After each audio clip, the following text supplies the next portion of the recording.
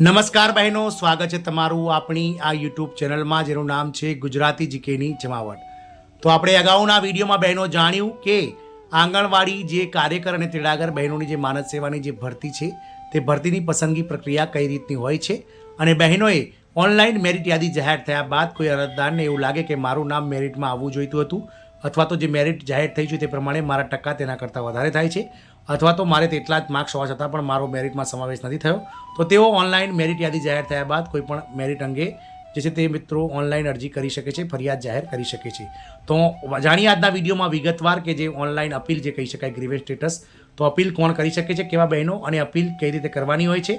Appeal કર્યા બાદ જે છે તે અપીલનો નિકાલ કરવા માટે કમિટી કેવી રીતે બનાવવામાં આવે છે, તો અપીલને લઈ અને તમામ માહિતી આજના વિડીયોમાં આપણે વિગતવાર ચર્ચા કરીએ. તો વિડીયોના અંત સુધી આ બન્યા રહો. જો ચેનલમાં પહેલી વાર વિડીયો જોતા હોય તો ચેનલને લાઇક, શેર અને સબસ્ક્રાઇબ કરવાનું ભૂલશો નહીં, જેથી કરીને ચેનલ પર મૂકવામાં આવતા આવા ઓનલાઈન આંગણવાડી ભરતીઓના સમાચાર તમને સરળતાથી ચેનલના માધ્યમથી ઉપલબ્ધ થઈ જાય.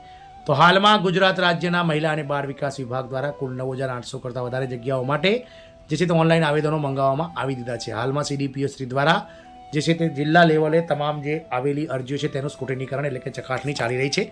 ત્યારબાદ ફોર્મ ચકાસણી જે થયા બાદ યોગ્ય ફોર્મ જે હશે, સાચા ફોર્મ, તેમને મેરિટમાં ક્રમબદ્ધ કરી અને મેરિટ લિસ્ટ બહાર પાડવામાં આવશે. મેરિટ લિસ્ટ બહાર પડ્યા બાદ કોઈ બહેનને લાગતું હોય કે જે મેરિટ લિસ્ટ પ્રમાણે મારા ગુણ એટલા જ થાય છે અથવા તેનાથી વધારે થવા છતાં પણ મારો મેરિટમાં સમાવેશ નથી થયો, તેઓ જે છે તે આ મેરિટને પડકારવા માટે જે છે તેઓ અપીલ કરી શકે છે. તો ઓનલાઈન મેરિટ યાદી જાહેર થયા બાદ કોઈ અરજદાર મહિલાને મેરિટ યાદી અંગે અપીલ, રજૂઆત અથવા ફરિયાદ કરવાની હશે તો તે મેરિટ જાહેર થયા બાદ 10 દિવસની મુદત દરમિયાન ઓનલાઈન જ કરવાની રહેશે. તો ઓનલાઈન માટે તેઓ જે છે તે EHRMSની વેબસાઇટ ઉપર જઈને તમારે ગ્રીવેન્સ જે છે તે એપ્લિકેશન ડાલવાની રહેશે. 10 દિવસની મુદત દરમિયાન તેઓ ઓનલાઈન પદ્ધતિથી દાખલ કરી શકશે.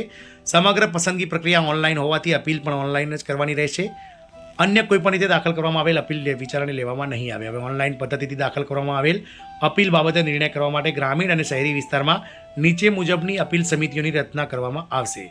તો વાત કરીશું જિલ્લા લેવલે જે અલગ અલગ ગામોમાં જે ગ્રામીણ લેવલો અથવા નગરપાલિકા લેવલે જે બની શકે છે અપીલો આવી હશે તેના નિકાલમાં માટે ગ્રામીણ અને નગરપાલિકા વિસ્તારની અપીલ સમિતિની જે વાત કરીએ તો તેમાં 3 સભ્યોની બનેલી કમિટી બનાવવામાં આવશે, જેમાં જિલ્લા વિકાસ અધિકારી એટલે કે DDO સાહેબ જે હશે તે અધ્યક્ષ હશે, નાયબ જિલ્લા વિકાસ અધિકારી જે છે તે સભ્ય અને પ્રોગ્રામ અધિકારી જિલ્લા પંચાયતના સભ્ય સચિવ રહેશે. આ 3 જે અધિકારીઓની બનેલી પેનલ દ્વારા આવેલ અપીલોને ચકાસવામાં આવશે અને યોગ્ય સાચી જે અપીલ હશે તેને સ્વીકારવામાં આવશે અને બાકીની અપીલોને રિજેક્ટ કરવામાં આવશે.